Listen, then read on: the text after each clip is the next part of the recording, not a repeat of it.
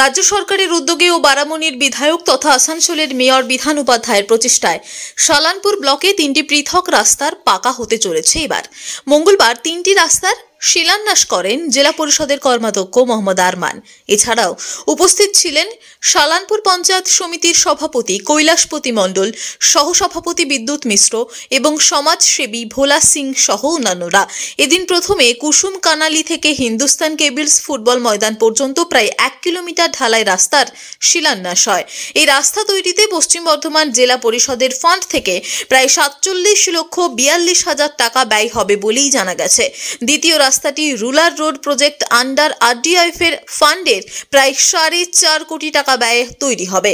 Deshbandhu park থেকে আপার cashier lower cashier হয়ে Jitpur bridge পার করে সোজা এই রাস্তা চলে যাবে কল্লা পঞ্চায়েতের শিয়ারকুলবেরিয়া পর্যন্ত। প্রায় 6.4 কিলোমিটার পিচ রাস্তাটির শিলান্যাস করা হয় এদিন।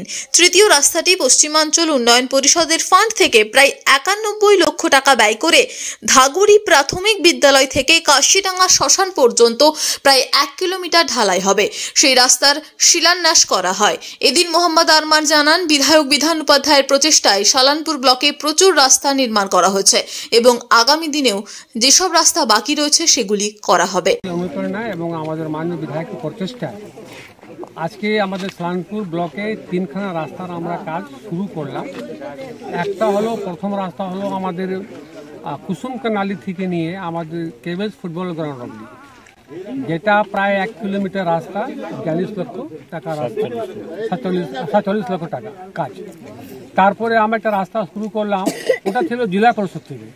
একটা রাস্তা আমরা কাজ শুরু করলাম আমাদের দেশবন্ধু পার্ক থেকে নিয়ে একবারে লোয়ার কেশিয়া হয়, পেপার মিল হয়, রামপুর হয়, একবার চলে যাবে কল্লা।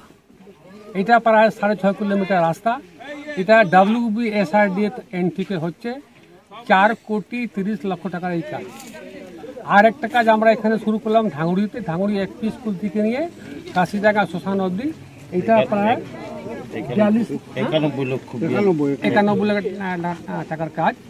এই কাজটা আমাদের এখানকার পাবলিকের অনেক ডিমান্ড ছিল এবং আমাদের মাননীয় বিধায়ক অনেকবার এখানে এসেছিলেন। পাবলিক এই রাস্তাটা চেয়েছিল, যেহেতু এই রাস্তার মাঝে আমাদের কাশিডাঙ্গা আদিবাসী গ্রাম আছে, তারপরে শ্মশান আছে।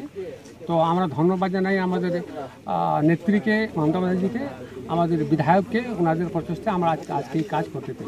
আসানসোল থেকে মহেশ দের রিপোর্ট, টিভি নিউজ 10। সুলভে সঠিক চিকিৎসার একমাত্র প্রতিষ্ঠান বিবেকানন্দ হসপিটাল। 24 ঘন্টা emergency service, blood bank, trauma care. আপনাদের সেবায় আমরা তৎপর।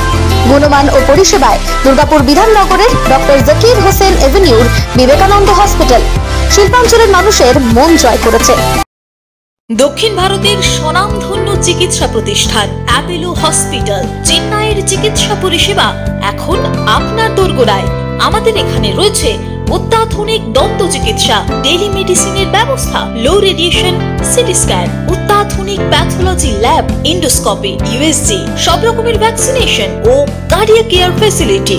শিল্পাঞ্চল দুর্গাপুরের অ্যাপোলো ক্লিনিকে চেন্নাইয়ের সমস্ত সফল ডাক্তারের পরামর্শ আপনি এখানে বসেই পেয়ে যাবেন।